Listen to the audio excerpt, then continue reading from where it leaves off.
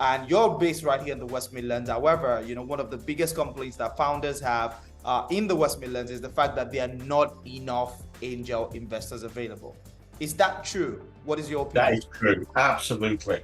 We're also one of the biggest of exporters of cash down south. So there's a lot of ignorance around angel investing. There's a lot of misunderstanding. They think you've got to have big bags of cash, and you've got to be certain ultra high wealthy, the owners of a football club. That's not true. It's not. It's the barrier isn't that great. So there's and what we don't have is we don't have the same, should we say, risk appetite for investing in companies like in London, for example. So what do you hear people do when they have any spare cash? Well, I'm going to put it into property. I'm going to put it into property. I'm going to put it into property. So that's where the majority of the money is going from. So that kind of reduces the availability of speculative investment that we would see in the Midlands. So you are right, there is a lot less angel investors.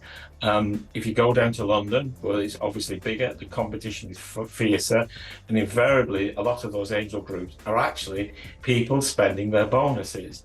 For example, the financial institutions, they always say blow a third, invest a third, and speculate on a third. And it's a cultural thing.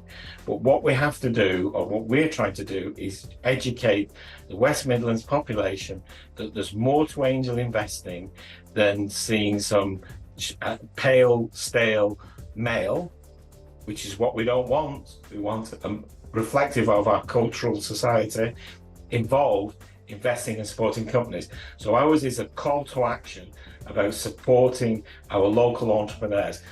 But you as founders, when you make it, return to the table and become the investors. Don't disappear off down south. Don't disappear off anywhere else, or to the Cayman Islands or wherever you want to go to.